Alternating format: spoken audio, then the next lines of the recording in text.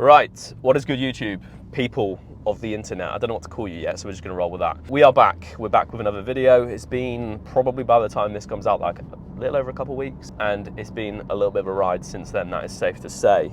We've been in the hospital, we've been bedbound, we've been peeing Coca-Cola. It's all been going on, and I'll actually give you a little bit of an insight later on in this video in regards to what's actually been happening. In more positive news, we're actually going back to the gym now for the first full session in over 2 weeks. So very excited for that. Gonna take you through it. It's gonna be a arm day. So if you're someone out there that used to or still does chronically suffer with debilitating noodle arms, then we're gonna show you how to actually fix that today. I used to have noodle arms. I've got massive arms now. Everyone tells me all the time how big my arms are, so clearly it works. Right, I'm gonna have to boot this. No, don't bother. We are going to be getting a sports massage today for the first time in quite some time. We're also getting a haircut because, as you can see, I look absolutely awful. Like I've literally been dragged through like 20 hedges filled with razor wire and feces. Right, exercise number one, we've got an easy bar cable push down. Now, the reason why I'm starting with this one is because I always like to put the movements which I'm weakest at the start or the earliest part of my training session, whether that be a dedicated arm day, or say for instance I'm doing a push session and I've got a couple tricep movements at the end. For me, lateral head of my tricep is pretty damn poor. Something like a close grip easy bar push down is gonna be fantastic for that. Gonna do this first, and then we're gonna move on to a bicep movement. Because it's a dedicated arm day today, I am gonna alternate between biceps and triceps just to give muscle groups a little bit of rest in between. In terms of rep ranges, gonna go for 2 sets of 8 to 12 and then 1 set of 12 to 15.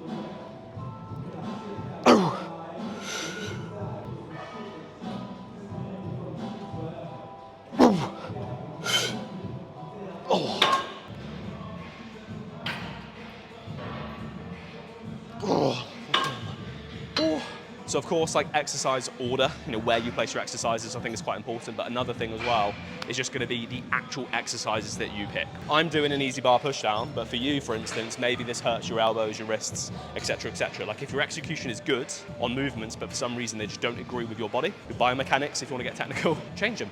Pick movements that just feel good. Because if a movement feels good and you can really connect well with it, doesn't cause any aches or pains as you try and get stronger with it, your progression is going to be a lot more consistent. Like I spent years doing movements which just do not agree with me. For some reason, for me, a standing dumbbell curl just hurts. Like it just hurts my elbows, gives me a little bit of tendonitis. Like it just doesn't agree with me. So I don't do them. Instead, I do like an easy bar cable curl, and it feels fine. So pick movements that feel good for you, and also just make sure you're positioning them in a priority throughout your training.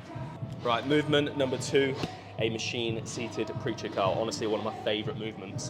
One thing I've been emphasizing a lot over the last few years of my arm training is just controlled intensity. Obviously we want to train hard, like you cannot grow without training hard, but at the same time, if I'm simply just mashing it around, swinging it around, it's just gonna put unnecessary stress on the joints. What I like to do is really, really emphasize my negative portion of the movement, little pause in the bottom, and then a big powerful drive up. And that way, I'm still training fucking hard, but I'm putting as much tension as I can on the muscle. They're not a big muscle group. Make the absolute most out of the lease, but equally, don't train like a pussy.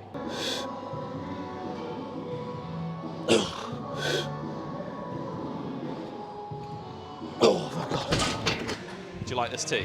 That is a pretty damn clean t-shirt. Like the drop shoulder, nice fit on the arms, not too long on the length. Just a clean t-shirt. Not so much now because it's covered in sweat, but rumor has it it's still in stock over at VQ. So if you head over there right now, punch in code Tom, you might get a little discount on it as well.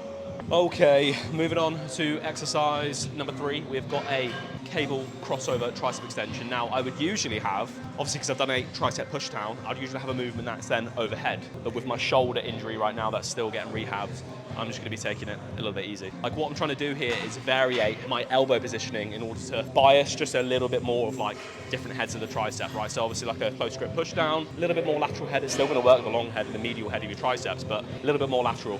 When it comes to an overhead movement, it's gonna target more of the long head.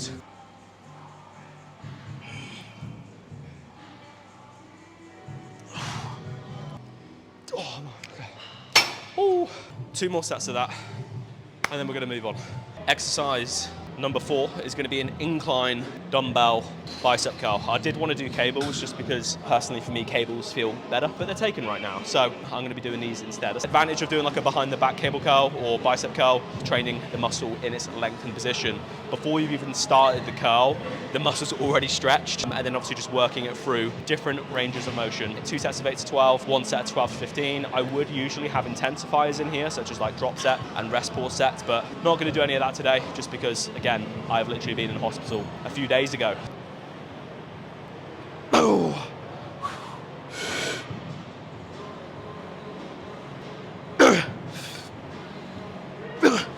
Oh, you motherfucker. Final point when it comes to arms, and I think it's a very, very important one. It's just going to be frequency. I used to train my arms, well, biceps and triceps once a week. If you're really trying to develop your arms and grow your arms, increasing your training frequency is probably a good idea. So at the moment, I'm training them twice per week.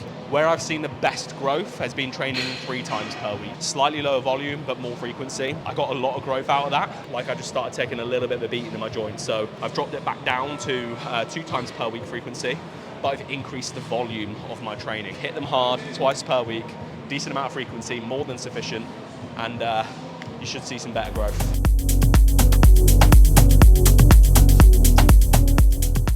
Trim acquired. We've now officially retained our Team Handsome card, which is good. But yeah, off to sports massage now. Gonna go see George from Geotherapy for the first time, so that should be fun. It's definitely one thing I'm trying to do more of in this off season is look after myself physically, because I haven't done that in the past, and obviously that's led to injuries. So yeah, gonna get some work done from him today. I think he does dry needling, which I'm not too keen on. We'll see how that goes. Gonna head there now, get something to eat, get bent elbows in there, needle shoved in, and it should be good fun.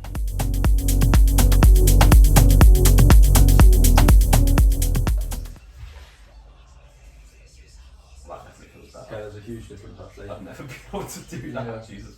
Versus that one. Yeah. Right, fast forward a few hours. We've been tidied up. We've been for the sports massage, and I was hoping that George wasn't going to get out like a little dry needling. I don't know if you could see it in the time lapse there.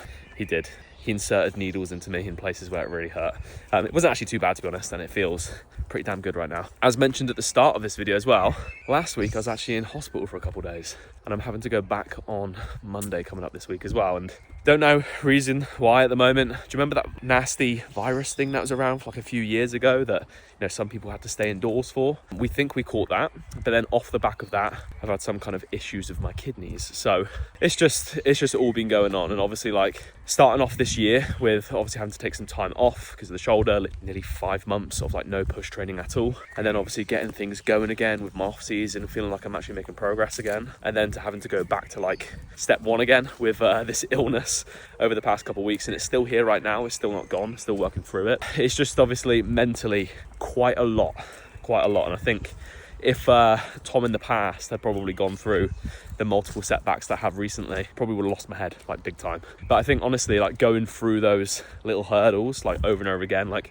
each and every single time it happens, I'm just more and more content with it, if that makes sense, because I actually like to almost use little times like this as like time to reflect, get better as an individual, So I've spent more time working on like my mindset. I've spent more time working on like relationships, more time on my business, using it as an opportunity to not just throw my toys out the pram and actually feel sorry for myself, not putting the effort where I can put in the effort. It's like instead use that downtime almost like you're I don't even know, like a Formula 1 car, right? Go around the racetrack, tires get a little bit worn out, losing your traction, running low on fuel, get into the pit stop, nice little change of the tires, refuel, and then get back out on track. So that's kind of what I'm going for here. So I don't know what I'm trying to get at with the point of this video, but basically, if you are going through like a little bit of a struggle at the moment, as we all do, like struggles are literally guaranteed on your journey, then just hold tight, mate. Hold tight, because you work through the struggles over time. As you face more and more of them, like you do get better at overcoming them. It just becomes ingrained into you to be able to deal with that adversity. And it's like you've just been a little bit ill,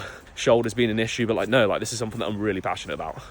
I really want to push myself and see what I can achieve over the next few years. What may seem like a small obstacle actually can affect me or even like other people a lot mentally. So if you're struggling, F1 car, bro, get in the pit stop, change your tires, refuel, rendezvous.